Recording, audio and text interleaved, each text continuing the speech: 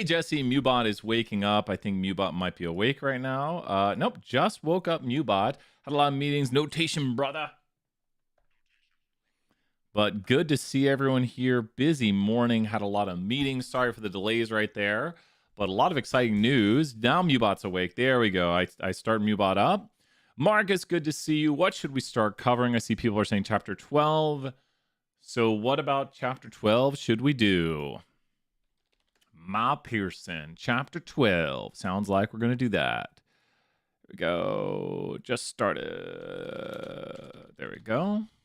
Join in. There we go. Sorry about that. Thank you so much, everybody. And sorry for the delays right there. Had a presentation and then a meeting and really good stuff. We got a lot of great stuff done. Here we go with the chats. Which questions should we do? People are saying some chapter 12, which is probability. Let me get the notes open for the office hours. There's been a server problem. Assignment manager. Here we go with chapter 12. Let's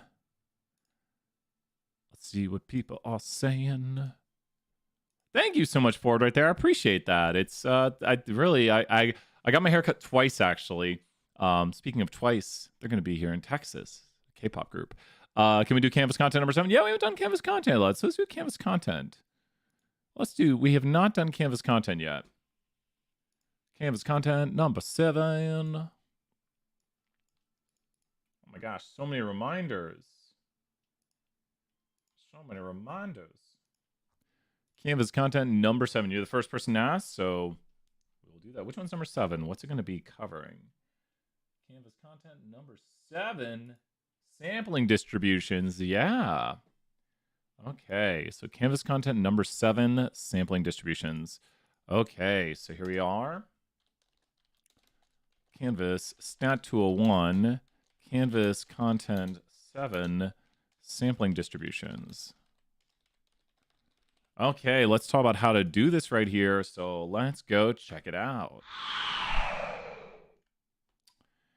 Okay. So when we talk about this, and I think this one always gets me a little bit, the success failure condition specifically says what?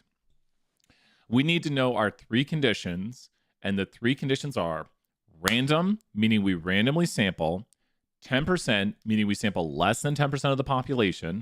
That one oftentimes gets people. But what does the success failure condition say specifically? What are we checking with the success failure condition? What are we specifically checking with the success failure condition? And how would we check that?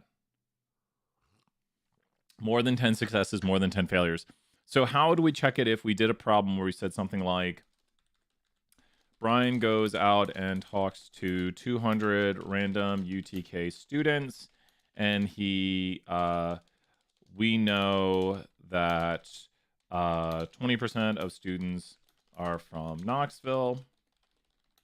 Draw the sampling distribution. Okay. So start out here with the first condition. How would we check the first condition here? So how would we check the first condition right here? So the first condition is random. How do we check the first condition? How do we check the first condition? What would we do here for the first condition?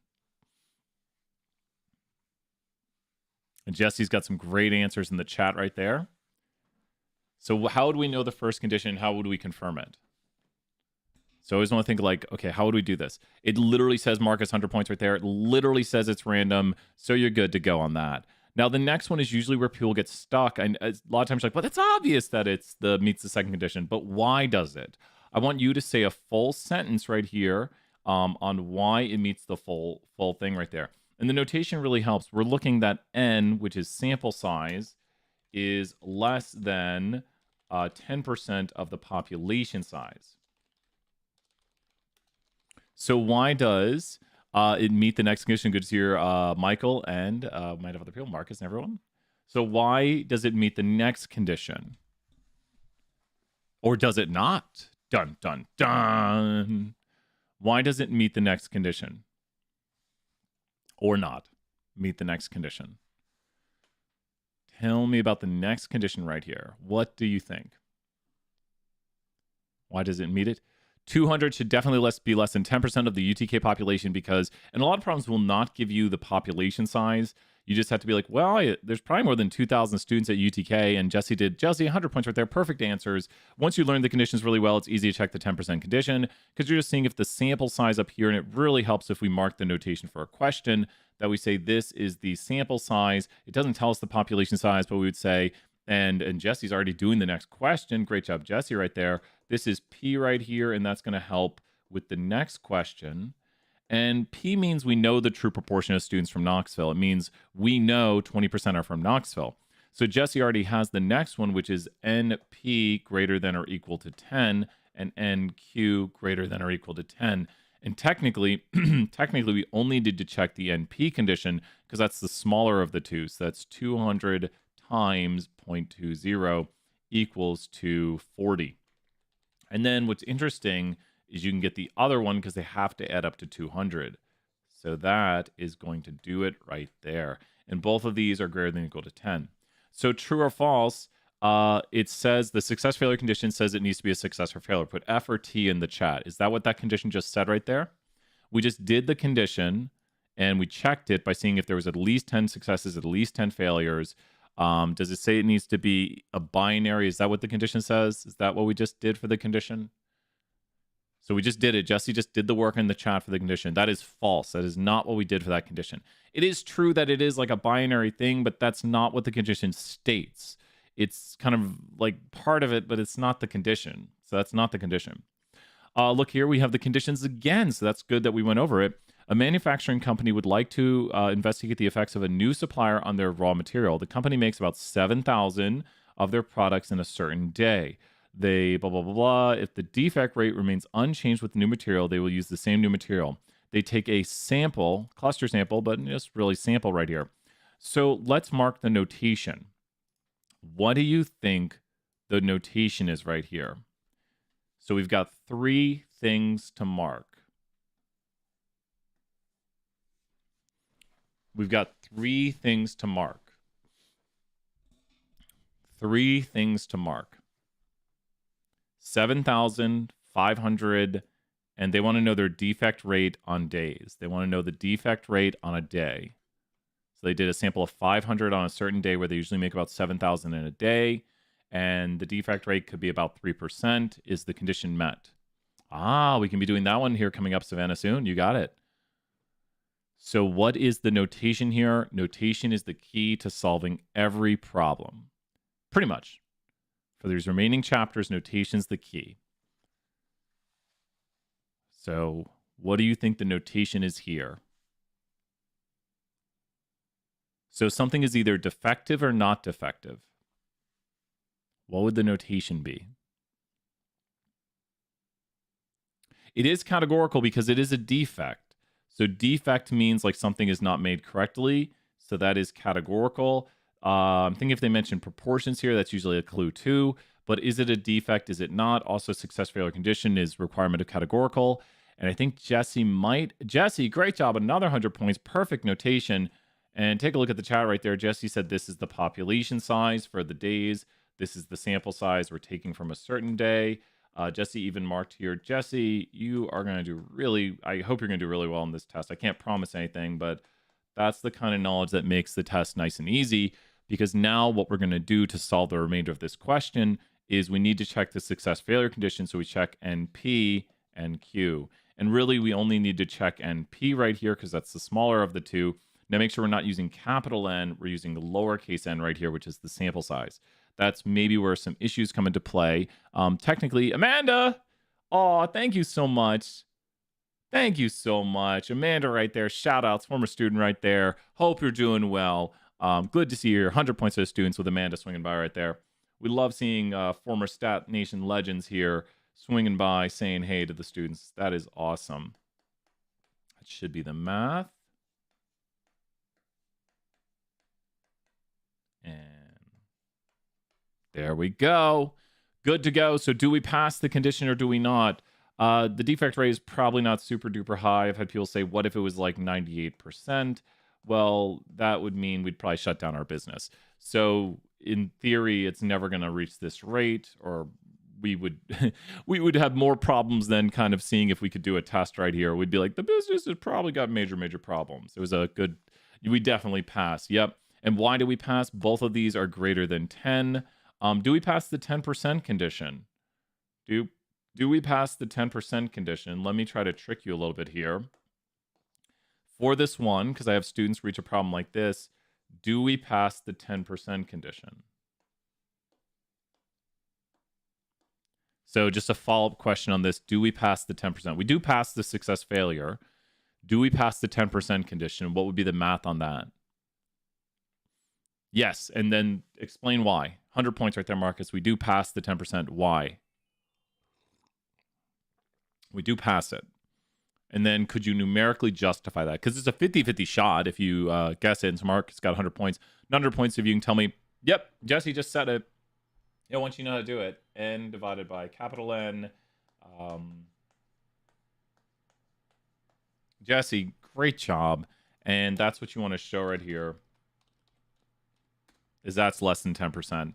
So the sample we took is less than 10%. It's about 7%. So it's about 7%. We took from about 7% of the day. So we passed both conditions right there. The three conditions for the sampling distribution must be met in order to calculate p hat. So it's important to review, what is the formula for p hat? So what is the formula for p hat? Does anyone know the formula for p hat?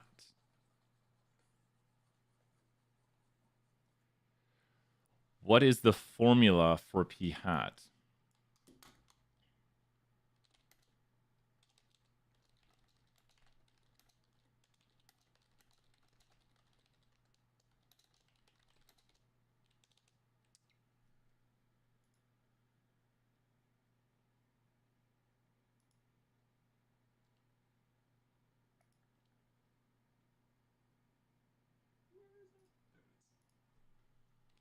What is the formula for p hat? Very good question right here. From the sample 30, we're from Knoxville. So we'll put our question in right here. This is kind of everything you need to know for this sort of problem right here. We also need to know what p hat is. So what is p hat and how is it calculated? So there it is right there. Here's the problem. And then we'll look over kind of the in-depth explanation of this here coming up. Does anyone know what p hat is? P hat is known as the what? P hat is the sample proportion. So let's do a really easy question. Are you ready? You have 4 friends and you say, who wants pizza? And one of them raises their hands. What's the sample proportion? You got it right there, Jesse. You have 4 friends and you say, who wants pizza? And one of your 4 friends raises their hands. What's the proportion of your friends who wants pizza? So I think when you make examples easy, it's like, oh, I have 4 friends. One of them raises their hands who wants pizza. What proportion of my friends want pizza? So it's really easy to calculate right here. You have 4 friends, and you say, who wants pizza? And one raises their hands. They say, I want pizza. It would be 1/4, right? So think about this. 1 is the success up there, which is X. Great job, Sloan. And then 4 is the number of trials. So now use this and calculate p hat. Brian goes out and talks to 200 random students. We know that 20% of students are from Knoxville. From the sample, 30 were from Knoxville. So calculate p hat right here. So use the same sort of idea, and you're just saying, are you from Knoxville? Are you from Knoxville? So I'll start marking the notation, but calculate p hat right here. Once again, we're just talking about notation right here. I talked to 200 random students from UT. 30 are from Knoxville. It's true, according to the registrar, that. So the truth is apparently 20% of UT is from Knoxville. But we saw 30 students from Knoxville in our sample. So what's our sample proportion? The more you practice these, the better you get at them. Because you don't want this to be like, what the heck is p hat again? When you get to the test, you want to be like, oh, it's the sample proportion. It's just What percent of the sample meets what we're looking for? So what is p hat right here? 100 points on the line. More practice, the better. No one knows. P hat is going to be 0.15.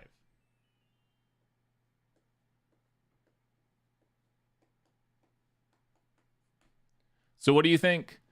The three conditions must be met in order to calculate p hat. True or false? Great job, Savannah, right there. True or false? The three conditions must be met in order to calculate p hat. Think about the problem we just did, and then think about how to answer this question. The three conditions must be met in order to calculate p hat. Be very careful. But here's the thing. In Savannah, 100 points right there. Did I check any conditions? How do we calculate p hat, and did I check any conditions to do it?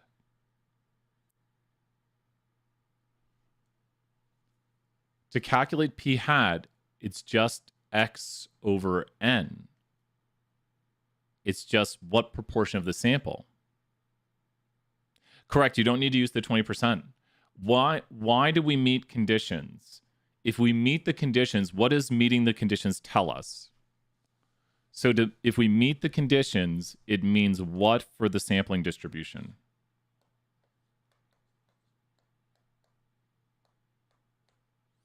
Meeting the conditions means what?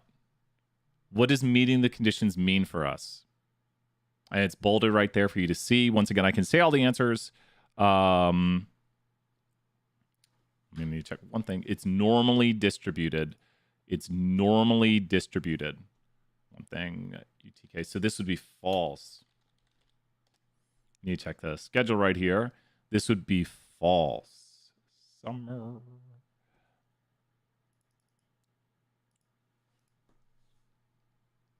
2 seconds.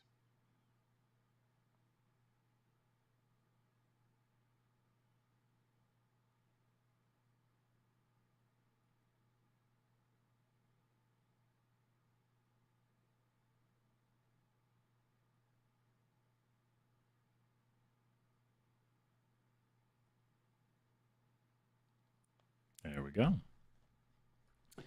And yeah, it's normally distributed. So this is false. We don't need anything to calculate p hat. I mean, we don't need any conditions. It's just, yeah.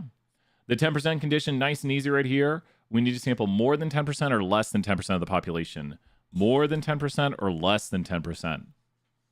More than 10% or less than 10%. What do you think the 10% condition states?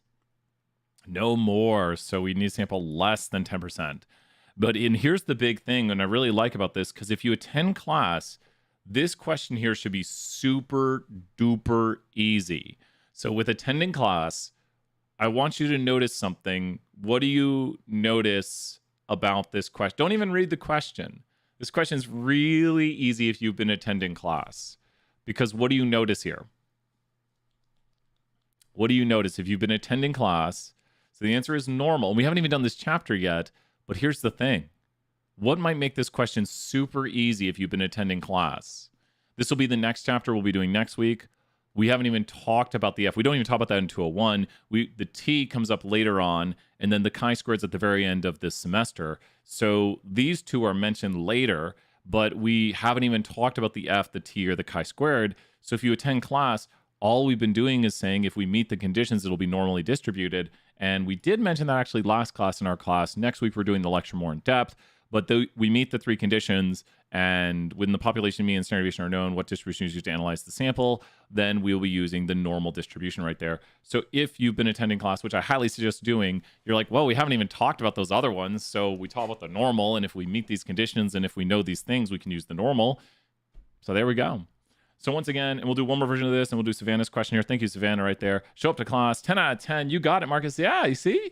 We got this, Marcus. Great job acing it right there. We'll do one more quick version of this, see if it brings anything new. The point is not to ace these. I mean, you should get a good grade, but the point is that you understand the reasoning behind these, like what's going on. And we just got a very tough question. This next question is a question that a lot of great students get wrong. And let's point out why. So this is a tough question. It looks easy, but it's very tough. All other things being equal, and these look very similar to tests, the larger the sample size, the smaller the standard deviation of the sampling distribution. Okay.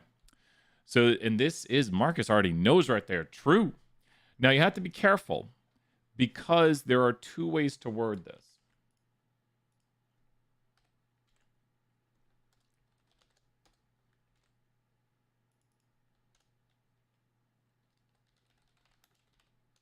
Okay.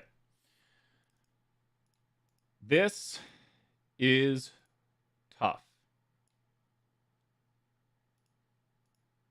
This is true. This is false. The key difference right here is the sampling distribution will have a smaller standard deviation, but the original distribution will have the same standard deviation. It's because in chapter 13, part 2, the mean for the distribution of the mean is the mean, and the standard deviation for the distribution of the sample mean is equal to the original standard deviation over square root of n. So there's two concepts right here. One, you have the original standard deviation. And this is the standard deviation. Let me see if I can get it on one thing. Go here and go a tiny bit smaller. There we go. Okay. So the standard deviation of the original distribution is this concept.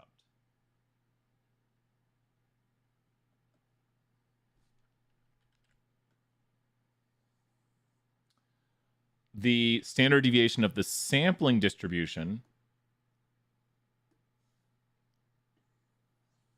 is this concept, which that's what that is in notation, the standard deviation of the sampling distribution. Okay.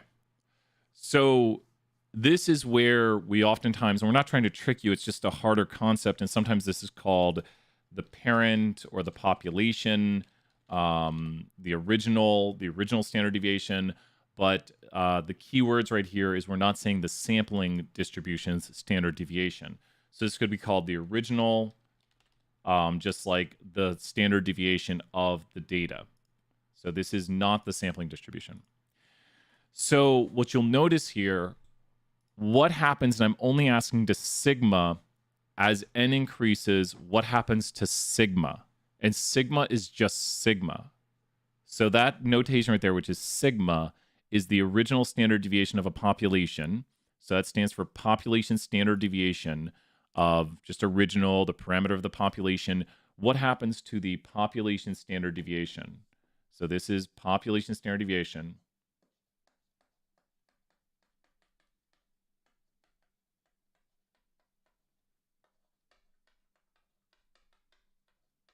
As n increases, what happens to it? Be very careful. Marcus, 100 points again. Nothing is happening to it. It's sigma. Now you'd be saying, but wait a minute, it's making this quantity smaller. Yes, it's making the standard deviation of the sampling distribution smaller. And I have a really good way of showing this because it's such a small question, but this is one of the ones that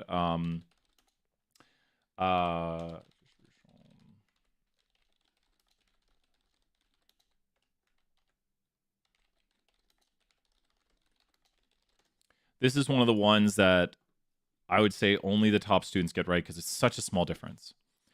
So if you look right here, the original population has a standard deviation of 5. What is this quantity right now? This quantity in the notation I just mentioned is what? So the 5 in the notation I just did would be known as what quantity? The original standard deviation is known as what? Starts with an S. I mean, it's not lowercase s in this instance. That's sample standard deviation. This is the parent population standard deviation. That quantity is sigma. Marcus, you're on fire. But Marcus and Jesse, great job. Now, a sampling distribution is to say, if I take 5 observations and I find the mean of those, this is the distributions of mean of sample size 5. That's why we say This is the mean of the sample means. Does that make sense? The mean of the sample means and the standard deviations of the sample means, because what I'm going to do is I'm going to repeat this process and get more sample means. And we'll eventually get a mean of the sample means. You see how we're getting a mean up here? We can get a mean of the sample means. I should eventually get a mean, right? So we get a mean of the sample means. I'm going to do a bunch. There we go. So we get a mean of the sample means and a standard deviation of the sample means. And this is simulating the process right here. And notice the lower distribution has a water standard deviation. The lower distribution has a water standard deviation. It's almost like with a sample size of 5, we take and divide the original standard deviation by that, and we get the following. And look, there it is. It has a smaller. So do this in your head right now. Use the formula to say if the original standard deviation is 5, what would the new standard deviation be for a sample size of 25? So if the original standard deviation was 5, what would the new standard deviation be for a sample size of 25? And where's my buttons? So use for a sample size of 25, what would the new standard deviation be? And what this means, and you can plug it in 5 and 25 right there, it's a little easy math, is we're going to take 25 observations, and then we're going to take the mean of those 25 observations, and then we're going to repeat the process. And this is what would theoretically happen if you took 25 observations from here and you found the mean. So what's the new standard deviation going to be? Remember, the original standard deviation was 5. We're taking 25 observations and finding the mean of 25. So the new standard deviation down here should be what theoretically? And this is the means one when we do the means. So the original standard deviation was 5. We're taking a sample of 25. So what's the new standard deviation going to be? 5 and 25. Original standard deviation 5, sample size 25. New standard deviation what? This is where people usually make mistakes on this chapter, is they don't calculate the new standard deviation. They say, oh, standard deviation is given to me. And we're like, no, you got to use the new standard deviation for the sample size of what you're sampling. The new standard deviation will be what? This one's nice and easy math, because the original standard deviation was 5 and the sample size here is 25. So the standard deviation over here, which is the standard deviation of the distribution of the sample mean for 100 points, is going to be what? 1. You got it, Jesse. Watch this. Ready? You can repeat this process a whole bunch right here and check it out. The standard deviation is 1. So notice when I increased n, when we increase the n, this distribution gets tighter. Do you see that it's true that this distribution down here is getting tighter? But when you increase n, the top distribution did not get tighter because it's just the original standard deviation. This is the topic for next week, and this is probably one of the toughest parts for people. This difference between the original standard deviation stays the same. It's just what is the standard deviation of the data, which is this up here. That doesn't change with how much we're sampling. What does change is the distribution of the sample mean, which is this, has a smaller standard deviation. So huge concept right there. There's our thing we were doing today for the presentation. So this is true. The sampling distribution gets a smaller standard deviation. The original standard deviation does not. Manufacturing company, we did this one earlier, so check it out. It does meet it. The success failure condition states it must be binary. That is false. It says we need at least 10 successes, 10 failures. The sampling distribution of the sample mean will always have the same what as the original distribution. So take a look at, we can actually look at this. The sampling distribution will always have the same what. And Marcus got it because sometimes your original distribution might look very, very what? Your original distribution might look what? How does this look? How does that look right there? Skewed, right? So what happens is the shape will change, and the larger your sample, the more what it will become. And wow, look at that. The central limit theorem is absolutely astounding. More on what the central limit theorem is next week. But for larger samples, the large enough n condition, the distribution of the sample mean will be a lot more what? So this is a difference in shape. So it becomes more normal as sample size increases. And so that's a difference in shape. But wait a minute. Increase the simulation. The mean of this distribution down here is same as this mean, but the standard deviation got water. As n increases, standard deviation will get water. So as n increases, standard deviation of the distribution of the sampling distribution, or the standard deviation of the sampling distribution, will get water. As n increases, the standard deviation for the sampling distribution will get water. Smaller, exactly. But the mean doesn't change. That formula, once again, is just simply the formula of, there's two of them, mu p hat equals p, mu y bar equals mu. And both of these formulas have no n in them. And there you go. So it doesn't change. That doesn't matter. So the mean stays the same. The conditions for a sampling distribution of a sample mean are, this is very confusing because some of them sound very similar. So I'm going to cross my fingers right here. There's a small change in wording we use between some chapters. So you got to be very careful. You will hear me say this. Why is it not success failure? You might be thinking, wait a minute. You probably clicked success failure, but don't click this right now because this is sample mean. When you do the sample mean, I want to find the notes we have from yesterday because we made some really stellar notes on this, and you can screenshot it if you want. Here it is right here. Perfect. These were notes we made yesterday during class, and Jesse is perfectly on track. The mean is quantitative. So what will the third condition be, Jesse? What will the third condition be, which I have on the screen right here with the notes we created yesterday in class? So this is kind of a cheat sheet from the second class, and good to see you, Nick. What will the third condition be since means are quantitative? Because when we do the distribution of the sample mean, not the distribution of the sample proportion, means are quantitative, it's the large enough n condition, which we were actually looking at there with the central limit theorem. So random, 10%, large enough n, and that should do it. Nearly normal is a little bit confusing because it's very similar because it sounds like large enough n. It's a bigger condition, and I almost dislike the question because it's very particular on the wording, but do realize, where was that note sheet we had right there? This note sheet, where'd it go? I should really not have as many documents open. But that note sheet we were just showing a moment ago is a really good cheat sheet on it. There it is. So maybe take a screenshot of this if you'd like right here. It shows where the center is at, shows where the spread is at. We were talking about the increase of n right there, decreasing the standard deviation.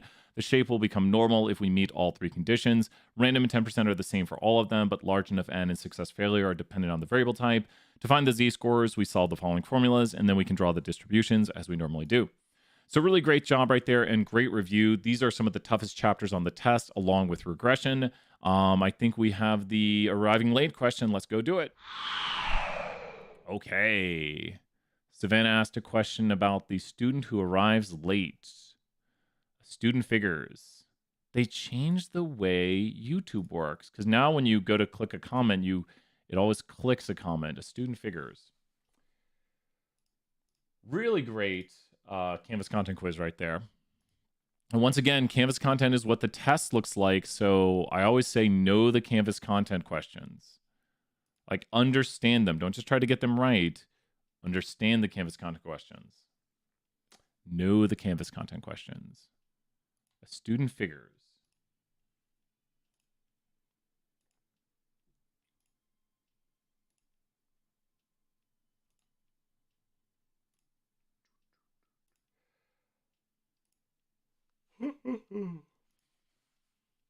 Oh, there it is. Here we go.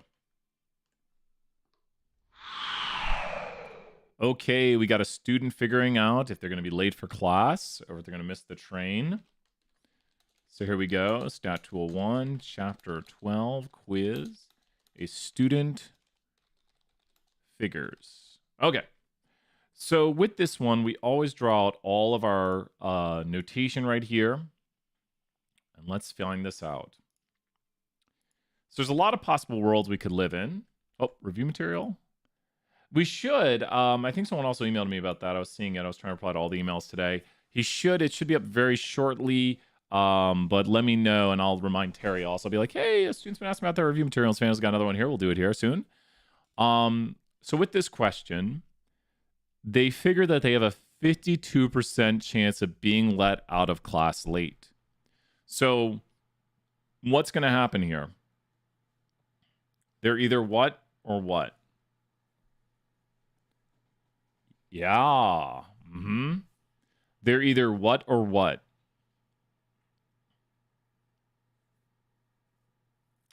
They're either going to be let out of class late or not let out of class late. So we go right here. Jesse's on fire with those answers, 100 points. So we'll go here to late or not late. Late is 52% probability. Not late is 48%. So we have right here a world where we say class, they're either going to be let out of it not late, or late and late. So with this, I'll explain why I'm doing this right here. Oh, wait. Yeah, there we go. This will work.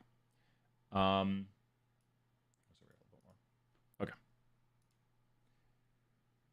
So not late is 48.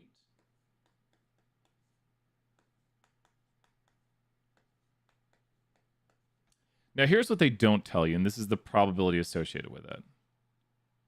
If they got out of class on time, do you think they would make their train? If they get out of class on time, do you think they would make their train? So let's say they get out on class, not late. They'll make their train, right? Like, imagine you have a train that comes 20 minutes after class, and it's like you walk out the door and there's the train. So if you're not late, the train, you will make it what percent of the time? If you are not late, you will make the train what percent of the time? If you're not late, you would make the train what percent of the time? If you're not late, you would make the train what percent of the time?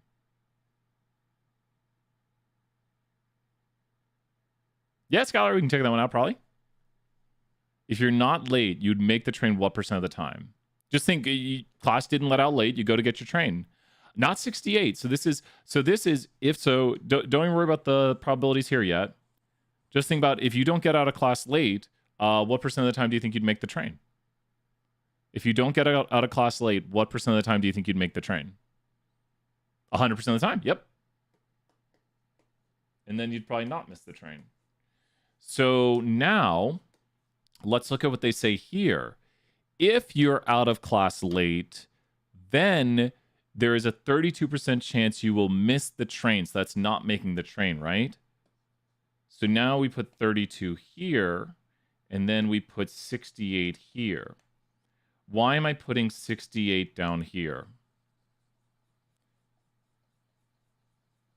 Because if you are late, these are the associated probabilities of not making the train, because it says 32% chance you will miss the train, which is not making the train, and 68% chance you will make it. So those are the associated probabilities. It's almost like making the train's probability what's over here.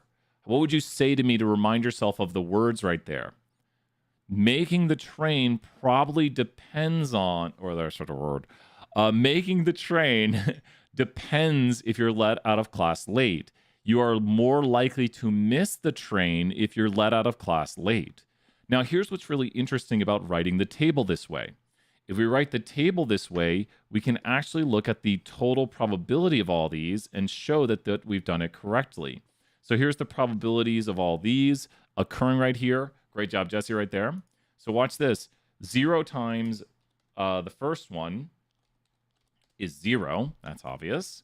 And that's 0. That's 0.48. And then the next one, 0.32 times 0.52 is 0.1664. And what do you think is going to happen with all these probabilities right here? Since I've listed all the probabilities, what do you think is very important to notice about all these probabilities? They add up to 1 exactly. So this is everything that could occur. You could not get out of class late and not miss the train. And not make the train. That's not make the train. So make train, you do not make the train, which won't happen. If you're not late out of class, you will not miss you will miss the train 0% of the time. This is you're let out of class not late, and you make the train 48% of the time when you go to class. And sadly, if what's the probability that he gets out of class late and misses the train? Well, that is class is late and missed train, yes. And we found the probability we're looking at. We've also confirmed that we found all the probabilities right here. And so this is kind of the multiplication rule, but the probability of missing the train depended on if we were let out of class late. So just make sure to know what you're solving for. Oh, wait. You will miss the train. Oh my gosh, make train. Sorry about that. Is these two probabilities. It's just the way I wrote it. This is making the train, yes or no. So making the train right there, be very careful. It is this probability 0.1664 because you're let out of class late and you do not make your train. Just be very careful with the way you write it. Make sure to find the right probability right here. He's let out of class late and he doesn't make the train right there. So those are the probabilities. There we go. And then it has a rounding. Got to make sure to round it. Check answer. Got it. And then I think Jesse had another one, or Savannah had another one. And then I think we got another one after this. I hate now they have you can click the things. I wish I didn't do that. A survey by the National Center for Health Statistics. There we go. Health statistics, a survey. Annual fundraiser? Yeah, I think we got time. Here we go. And so a survey of the, let's do this one. Get the music going.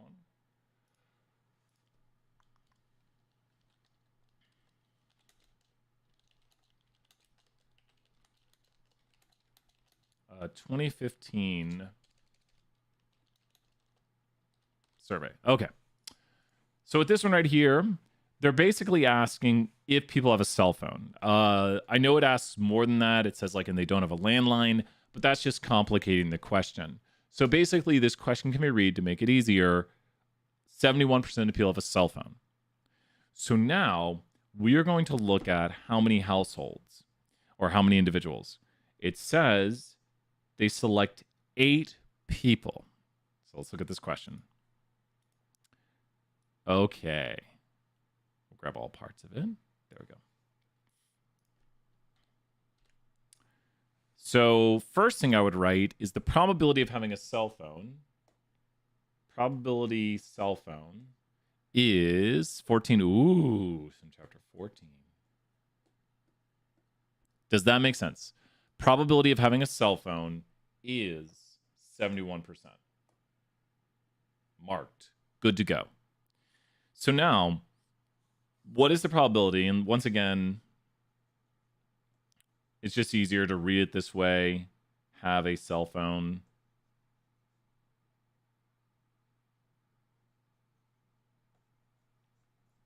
It's just complicated. Just read it like, oh, 71% of people have a cell phone. Makes it much easier to read the question. Because it doesn't get into like two things of like they have a landline and not a cell phone. So my Pearson overcomplicates stuff sometimes. So with this right here, we've made the question easier to read. 71% of people have a cell phone. What is the probability that all 8 adults have a cell phone? So you got here 8 people. Let's just put them through the replicator. 2, 3, 4, 5, 6, 7, 8. Oh, Jesse, great job, 100 points. We should probably say the probability of not having a cell phone is 0.29. Jesse's got the compliment going right there. So when you think about working this problem, you want to find the first person has a cell phone, the second person. Here, we'll give the person a little cell phone right here. Can I replicate that now and give everyone cell phones? Oh, I can. Look at that. Now everyone has cell phones. So think about this. You're looking for the probability the first person has a cell phone, and the second person has a cell phone, and the third, and the fourth, and the fifth, and the sixth. Probably been better if I differentiated that by a different color right there to show you it's a cell phone. Everyone's getting that cool new orange iPhone or Google phone. Look at that. Second one has it, and third. What keyword do you hear me saying when I say, and the fourth has it, and the fifth has it, and the sixth has it, and the seventh has it, and you got it.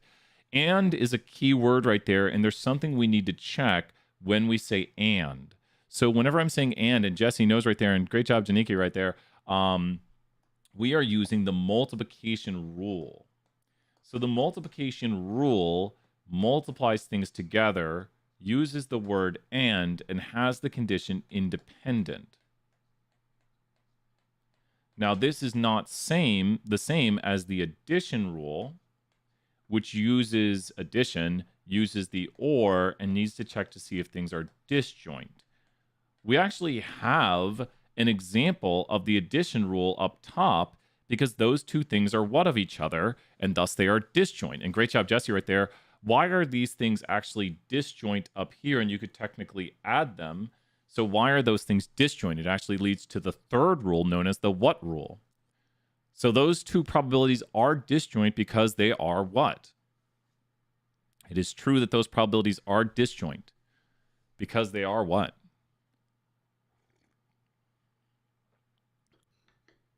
Why are those two probabilities disjoint? This holds true for all things, starts with a C. All things that are this are disjoint. No, kind of. They're complements because either someone has a cell phone or does not have a cell phone. You can't have a cell phone and not have a cell phone. Disjoint means if one thing occurs, the other thing can't occur. So it can't be the case that, like me, I have a cell phone and not have a cell phone. You could be like, well, sometimes you don't have your cell phone, but I still own a cell phone. Like if I say to you, oh, I don't have a cell phone, and then you see me walking around with a cell phone, you're like, wait, you say you don't have a cell phone? I meant on me right now. And you're like, it's not usually how people talk. Like if you say you don't have a cell phone, I might say on me right now to clarify, but if someone's like, oh, I don't own a cell phone, then they mean they don't have one. So either someone owns a cell phone or does not own a cell phone, which 2015, it's hard to believe it was only 71%. I swear it's like 100% now. Maybe we're talking about like kids own cell phones. I don't know. It looks like 100% nowadays too. So I'm just waiting for my nephew, who's like 8 years old, to be like, hey, Brian, I'm calling you from my cell phone. I'll be like, you have a cell phone? He's like, all my friends have cell phones. We're 9. I'll be like, I remember hearing like people in high school getting cell phones. So craziness. So we are interested in, it's not crazy now, right? We are interested in multiplying these probabilities. Why? Why would you say that the first person and the second person having cell phones are independent of each other? So why can we multiply these probabilities? For the first one to say the probability that they all have cell phones. Why can you multiply these probabilities? This is the important theory stuff. Remember, we're not just going for answers, we're going for understanding. Why can you multiply the probabilities when we solve this out here in a second? Why can you multiply the probabilities? Kinda. Well, so imagine they call me on the phone and they say, hey, are we calling you from a cell phone? And I say, yes. And boom, Jesse got it right there. Jesse, perfect. And Marcus, good job right there. We're working together. 100 points both of you right there. So it's that the first person having a cell phone will not influence the second person to have a cell phone. Does that make sense? So the first person having a cell phone will not impact that second random person they call. So the probability doesn't change like the last problem where being late to class or being late from class will influence you missing the train. That was a dependent probability. So a good example from the last one, if you remove that, that actually was not independent, and it gave us the probability, hence we were able to multiply. Say, well, why can we multiply? Well, it told us what the probability was, and it told us how it changed the probability. So in other words, the probability from person to person having a cell phone will what? When we talk about person 1 having a cell phone and person 2 having a cell phone, the probability will what every time for the next person because they're independent of each other. Because they're independent, the probabilities will what as we talk about the first person has one and the second and the third and the fourth and the fifth. The probability will what each time? Because they're not dependent, they're independent. The last problem was a dependent one. Hence it changed. Since they're independent, that means that the probabilities will what each time?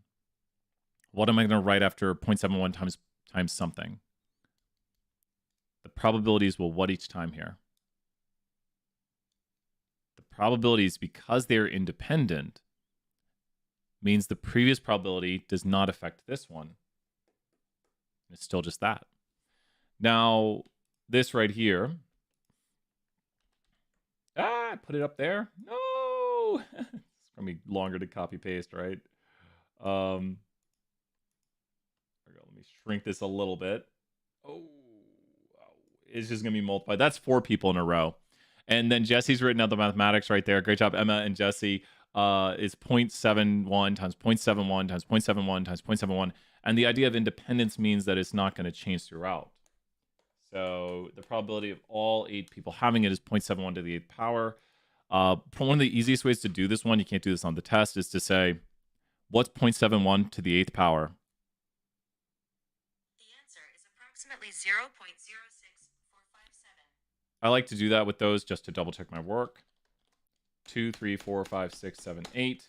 And then you can double check your work with your phone or Google. 5 digits. There we got it.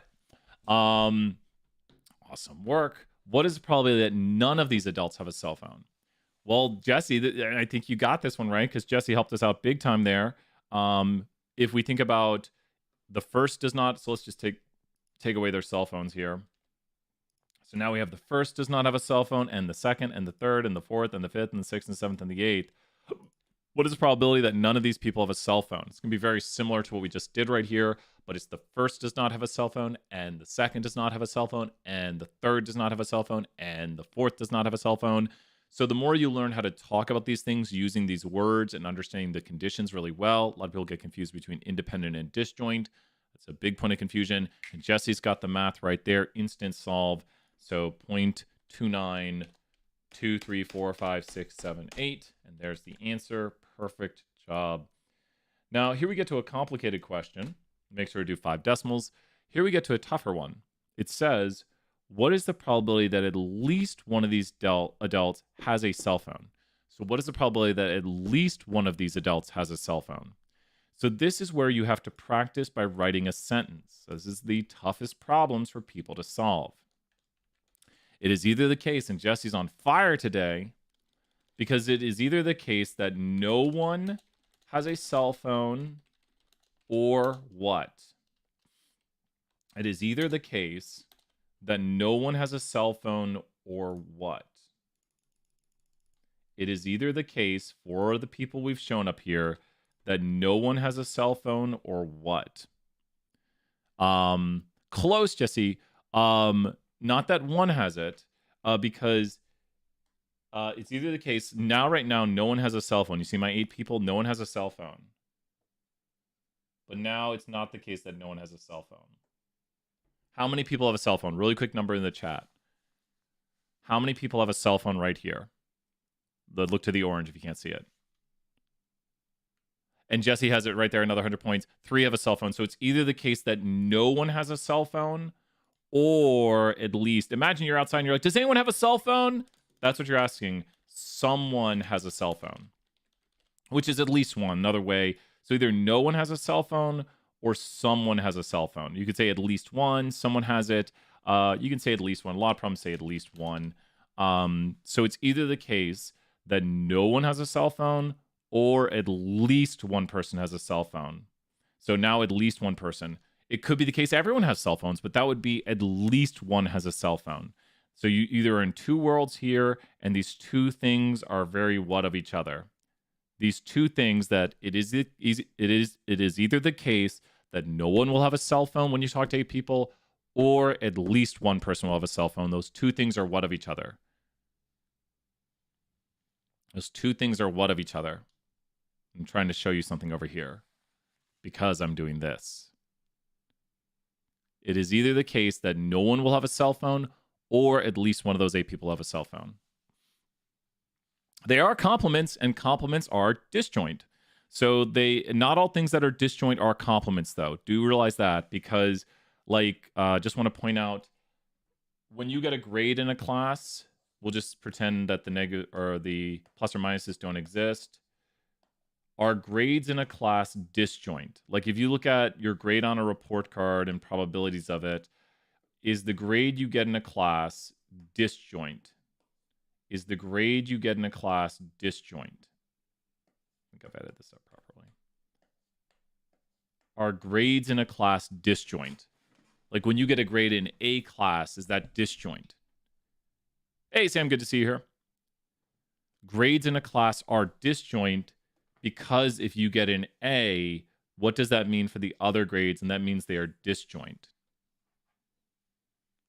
So why are grades in a class disjoint? Like I say, your grade in Stat 2-1 is disjoint of the other grades. Like an A in Stat 2-1 is disjoint of getting a B. Because if you get an A in Stat 2-1 this semester, and we'll pretend we're not taking it twice here, if you get an A, you can't also get a B. They do not overlap exactly, but are A's and B's complements of each other? Is getting an A and a B or A and B complements? And here's a hint to know why they're not complements, because things that are complements must do what? And they're definitely not, because they don't add up to 1, right? Exactly. So what's the complement of A? It's simply what? It is not A. So, which is the probability 60%, because you either make an A or you don't make an A. So either no one has a cell phone or someone has a cell phone, which might help to say it that way. Either someone's got a cell phone or no one's got a cell phone. And Jesse already noticed that no one had a cell phone was already calculated from the previous problem. And then we're just going to algebra this over. We'll move the work right there.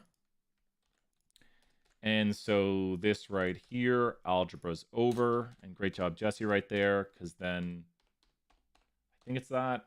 And that's just the mathematics right there being solved. Good work. And that's a slightly tricky problem.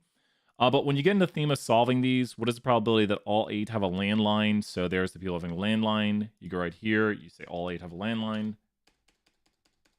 I think that's right. Round your decimals. Was the probability that at least one of them does not have a landline. So either all of them have a landline or at least one doesn't have a landline. So this is everybody has a landline, and then it could be the case that at least one doesn't have a landline. What is the probability of at least one of them does have a landline? So either no one has a landline. How many people did we do? 5? Ooh, I might have not done 5. 2, 3, 4, 5. Yes, I didn't do 5. Sorry, I was still in the theme of the last problem, so I would have gotten all these wrong. So this one's the complement. I'm just quickly doing this problem to show that we can get these done a lot quicker when we know the steps. And then, so this is complement of no one having a landline. 2, 3, 4, 5. And there we go. Right there. So in that. Oh no, what did I do wrong right here? Why are you doing number 5? No, since say it up. Oh, is it 5 or 8? Did I just blink and see the wrong numbers? 8? 8? It is 8. Where did I? Oh, you know what I think I saw? I think I saw the 5 right there. Jesse and Sloan right there. It is 8. I think I saw the 5. I looked and I saw 5. So all the mathematics I was doing was correct, and that's how easy it is to miss a problem. 2, 3, 4, 5, 6, 7, 8. And there's that. There's that. And then 2, 3, 4, 5, 6, 7, 8. Do these problems a lot slower than me.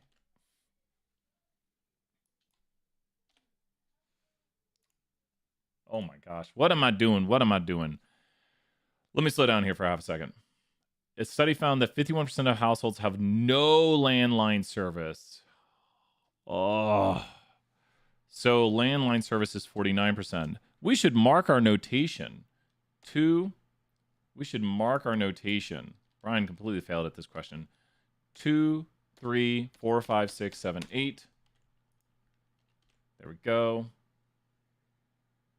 It's almost like marking your notation helps you get a question right. I should take my own advice.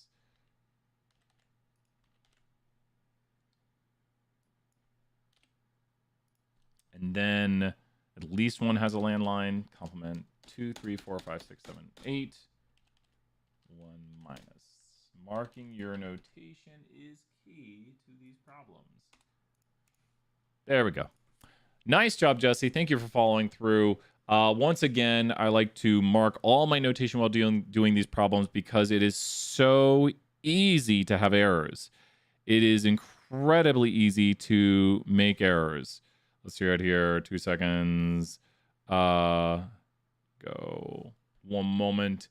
Be right back. Right here. Do some more questions.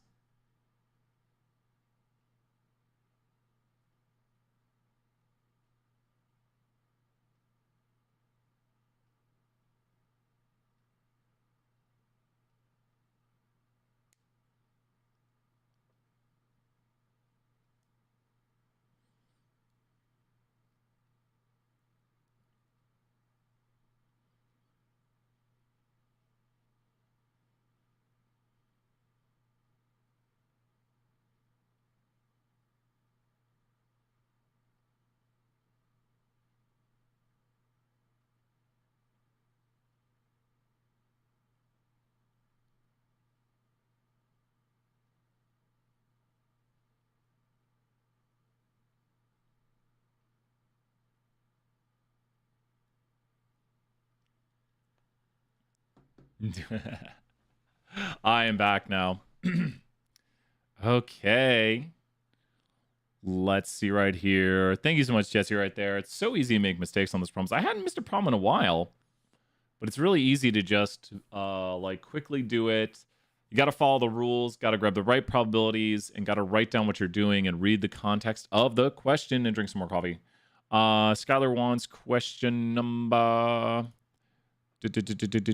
chapter 12, homework, question 5. Awesome. It's so good to see everybody.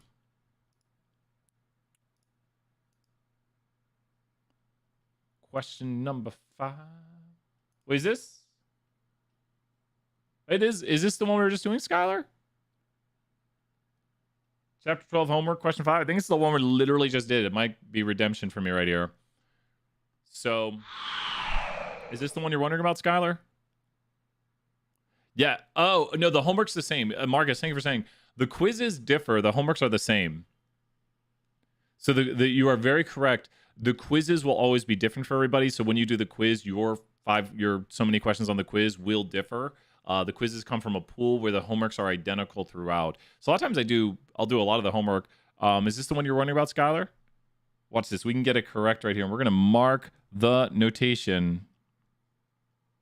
We're going to mark. Yeah, and then we'll do chapter 14 right after this. You got it. The Mars Candy Company. Let's see right here. We might do the Mars Candy Company. We did that one earlier, but we just did the landline one. So Skylar, if you're here, let me know, because we just did this one, Skylar. So we might check out the previous section because we just did it. Yeah, and then so here we'll do the Mars Candy Company, and then we'll head over to some chapter 14. How's that sound? Because they're going to end off here in just a little bit. Sorry for the late start today, everybody. Going here for a little over an hour, and we're going to go for another 30 or so. So let's do the Mars Candy Company, because we just did that one. So the Mars Candy Company is a really good one to end off with, because it covers a lot of the rules. So I've got always favorite questions and less favorite questions. We have a lot of questions we draw from. You can actually see them all over here. So these are the different questions you might get. So you can see like they come from different pools. So question 9 for you might be a lot of different stuff, a lot of different question 9s. But here's the M&M one, drawing from right there. A little inside baseball for you. And here's the Mars Candy Company. So this is probably one of the best questions. We've done, we might do some chapter 14 because we haven't done that yet. A lot of chapter 13, I think, was done yesterday, Mackenzie. Let me know which one you're working on. Might try to do one of those, though. When they're having an annual fundraiser dinner, we'll try to find that one for you here. We might do it here next. So thank you so much, everybody. Let me mark this, and let's start this question and get some more done. Here we go. And here we go. 104.53, stat 201, chapter 12 quiz. The Mars Company. Okay. This one is excellent right here because it's going to go over a lot of the probabilities. So what did we just learn you should do, and even Brian should do when starting a question? You should immediately start a question by doing what? A lot of these questions, even Brian's got to do it. Every time I'm doing questions, you got to start looking at your what, because this is going to keep it straight. Boom, Jesse knows. You got to get that notation. If you don't get the notation, you might mix something up. You might get it backwards. Very easy to do. I just did that as an example to show you how easy it is to make errors. So when we're doing this, let's go right here and mark this. Now, a proper probability distribution contains all disjoint events, things that could occur, or outcomes, we could call them our events. And then we have probabilities associated with it. And when I say disjoint, when you pull an M&M from a bag, it's either going to be, before purple, so yellow was 20%, and then red is 20%, and then orange and blue, so orange is 10%, blue, oh no, we need one more at the bottom here. There we go. Blue is 10%, and then green, it says is 10% up there. I'm just using what it says. And then last but not least, oh, no worries, Skylar. How are we going to find brown? How are we going to find brown? So we're writing out all of our info here. How are we going to find the probability of a brown M&M? What could we use to get that?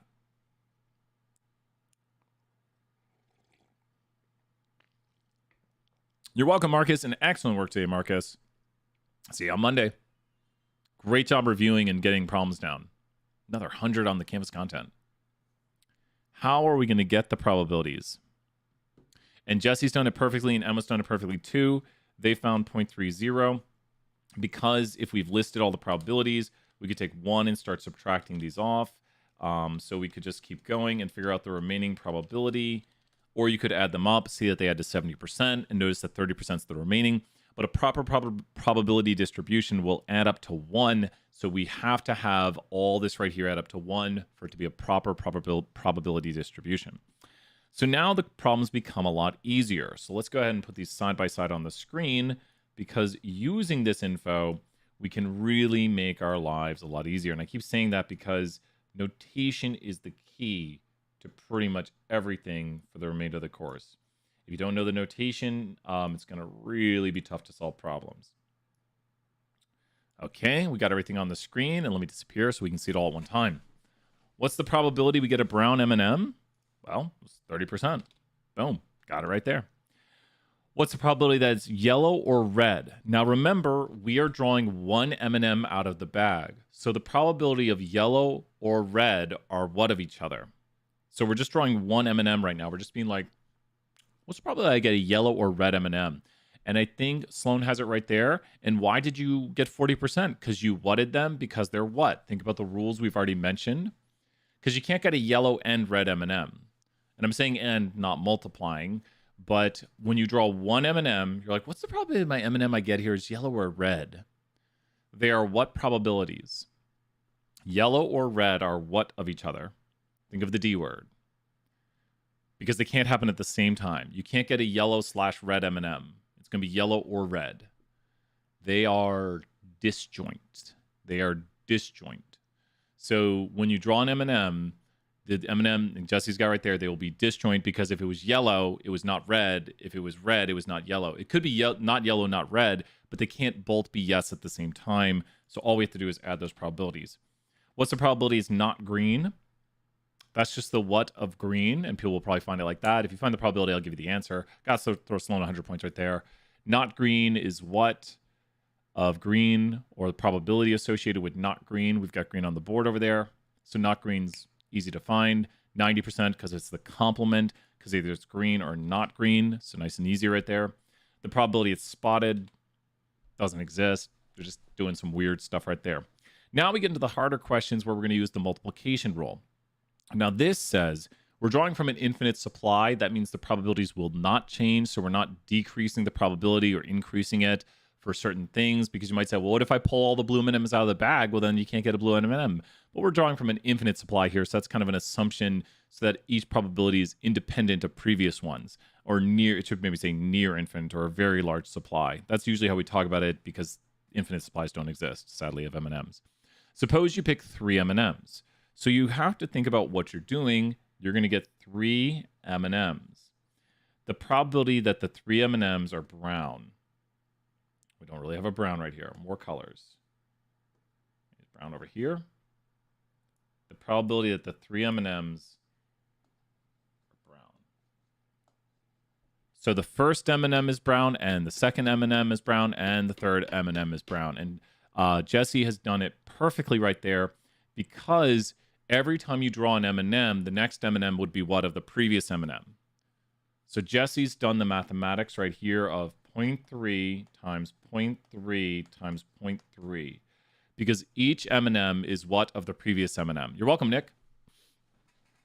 Each M&M's probability is what of the previous M&M. You're just going to like grab around this infinite bag, pull an M&M, and be like, oh, it's a brown M&M. Oh, it's a brown M&M. Oh, it's a brown M&M. They're independent, yes, meaning the probability of a brown M&M does not change, hence the assumption infinite supply. 0.027 right there. Great job, Jesse. The probability of the third one being the first orange. So now we have, really? I don't know why I would do that. Now we have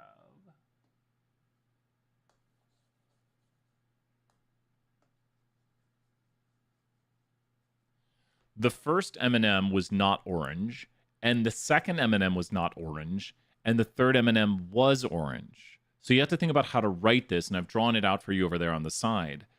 And I think Jesse's done it. And once again, each M&M is independent.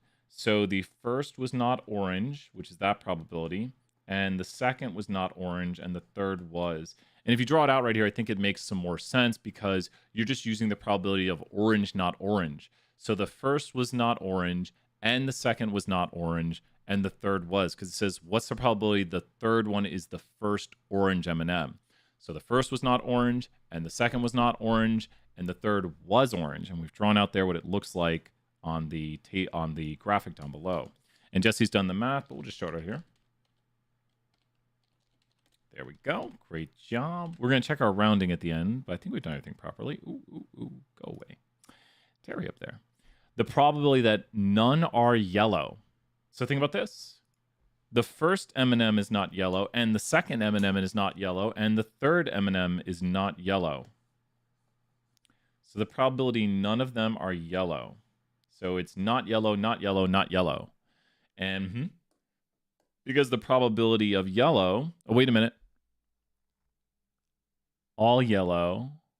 Well, wait a minute. Let me read the thing here. The probability that none are yellow. So we don't have that yet, Jesse. So what's the probability the first one is not yellow? No, you're fine. What's the probability the first one is not yellow? So we need the first is not yellow. So we'll do like a little knot on the yellow.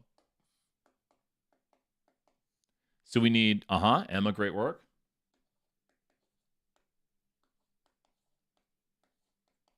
There we go. The first is not yellow, and the second is not yellow, and the third is not yellow. And there we go right there. And you want to be able to write these out or say them out and understand. Great job, Emma. Yep. The first was not yellow, and the second was not yellow, and the third was not yellow. The probability there's at least one green M&M. So this is where we get into writing our sentence again. Writing the sentence with these at least one problems is the best way to do it. So we are looking for at least one green M&M or something. There will either be at least one green M&M or what? When we pull our M&Ms, nice job, Jesse, right there. They'll either be what? At least one green M&M or what?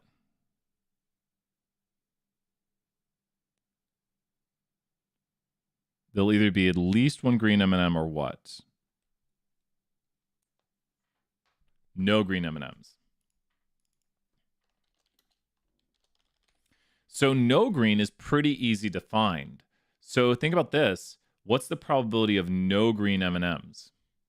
So when you pull the M&Ms, it's either the case that you'll get at least one green one or you'll have no green M&Ms. So it'd be not green, not green, not green. That's a knot on it. Yep. So the probability of no green M&Ms is 0.9 to the third power. And with that, we just plug it into the equation right here.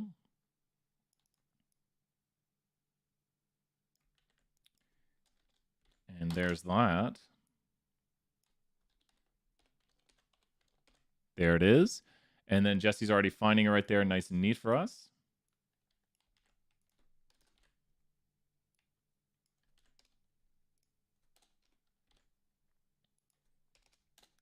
That's got it. So Jesse's already solved the mathematics for 0.271. And I think we've done everything correct. It's easy to make mistakes on these, though. Woo! Good. This is a great problem. Just drawing it out, thinking it through. Easy to make mistakes on, though, especially with just doing the probabilities, putting them in. But really a good problem. Like, it covers pretty much most of the chapter. But understanding how we add things when they're disjoint or multiply when they're independent, probably one of the best questions to review and understand. Well, let's do, I think we have just enough time, Jesse, for a few, because we haven't done any chapter 14 ever yet. So let's pick 2 questions. We'll try to get through 2 of them. What are 2 questions you have on chapter 14? Let's try to do 2 chapter 14 questions. Homework or quiz? I think you want to go quiz, right? Chapter 14. Study looked at the annual consumption.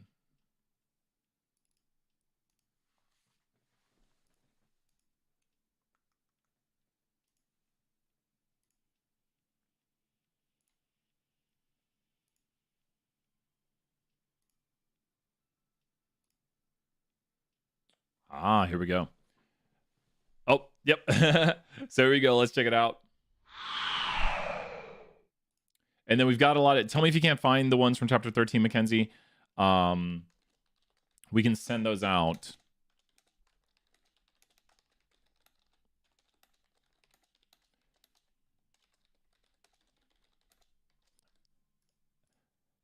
I think we have. Let me find that really quick for you right here.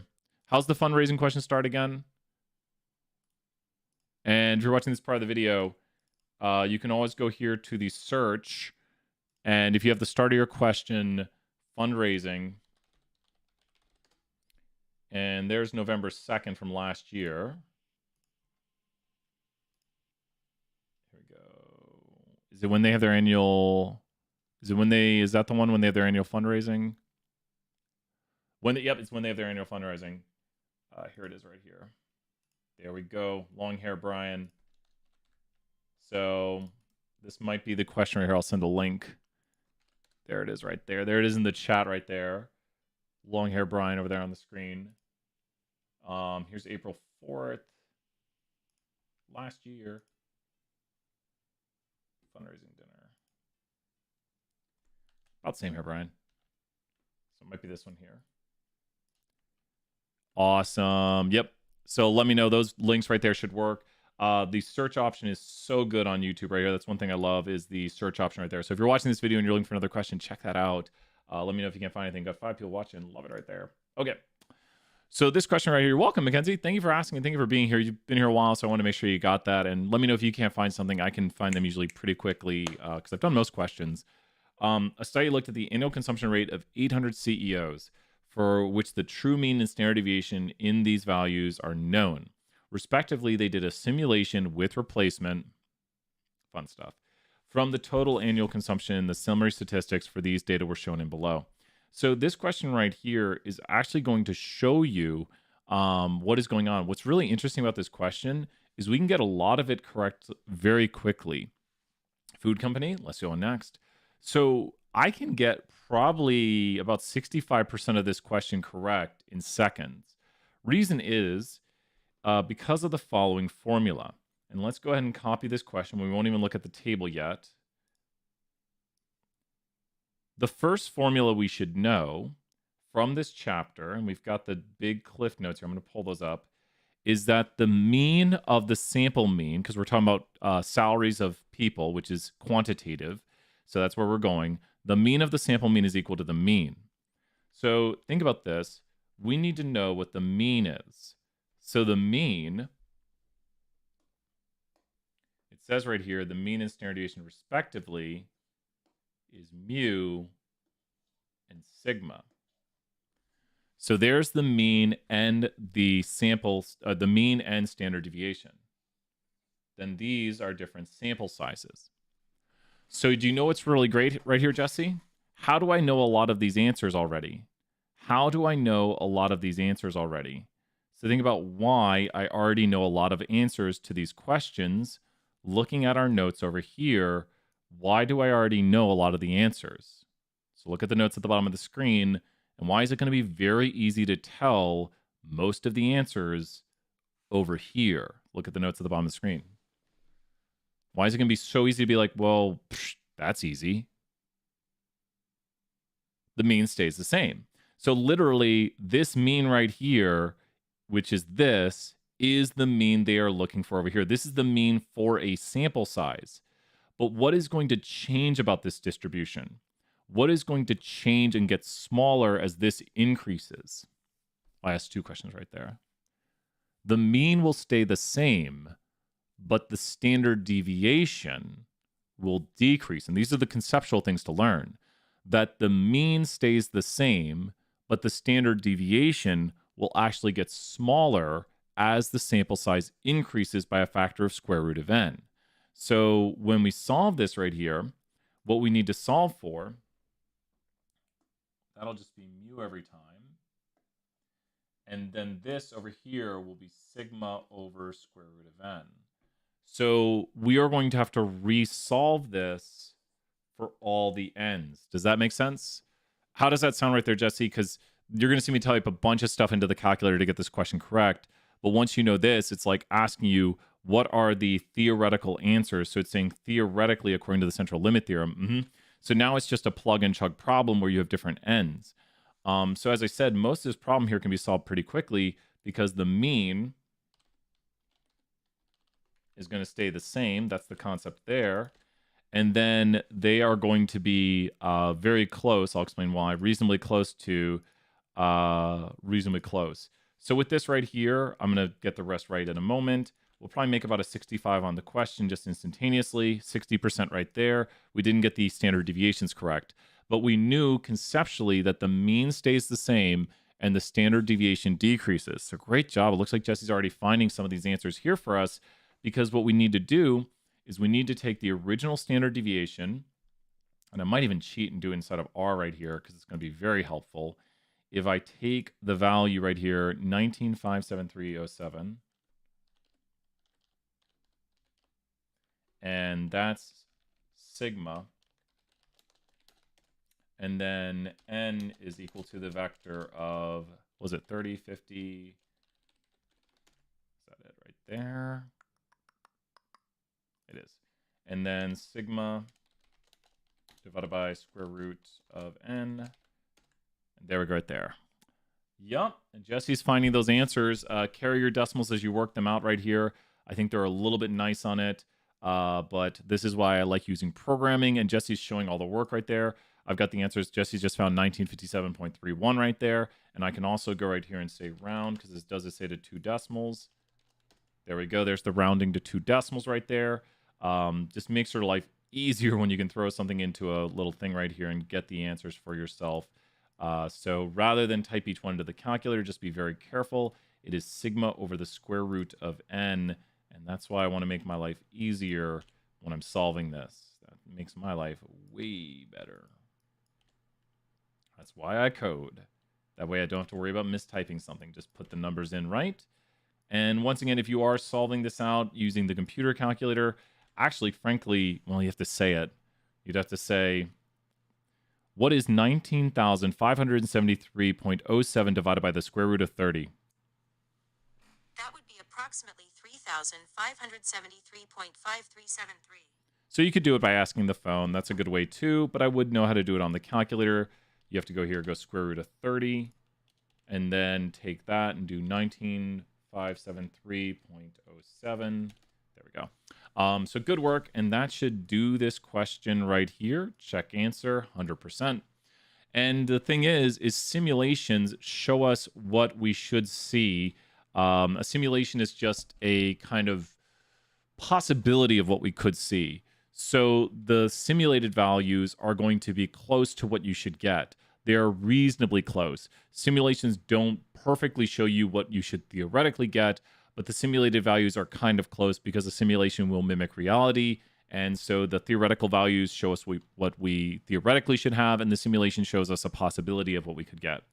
So they are reasonably close is the answer right there to the bottom, because simulations mimic reality. A food company sells. This might be our last one for the day because I got class coming up. Thank you so much, everybody here. I know we got started a little bit late. So we stay a little bit late. A food company. The waitress one.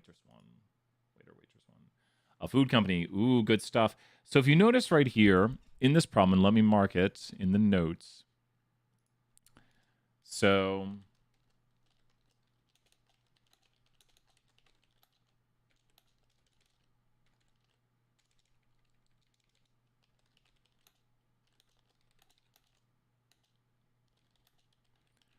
what do you notice is going to change between these questions right here, Jesse? What do you notice would change when we go from a box to a carton to a pallet? So what they're talking about right here is they have a box, a carton, and a pallet. So what do you notice is changing when you go between these? Where a box has 4 salmon, a carton has 36 salmon, and then a pallet has 81 salmon. What do you notice is changing?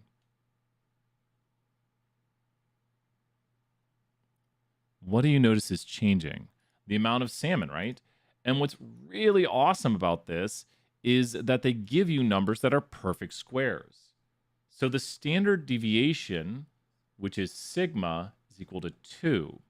And the standard deviation of the sampling distribution is sigma over square root of n.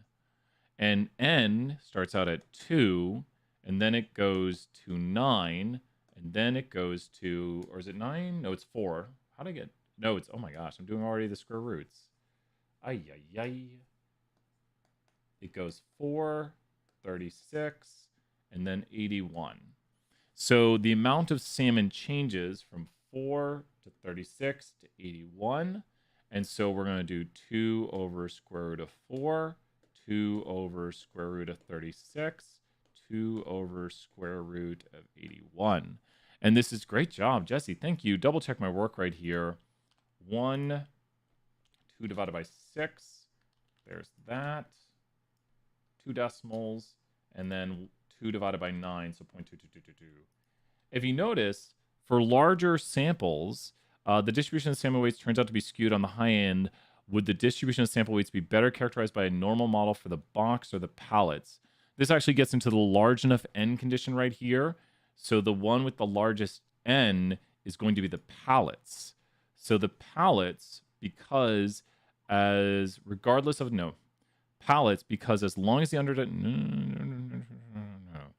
pallets, because regardless of the underlying distribution, the sampling distribution of the mean approaches the normal.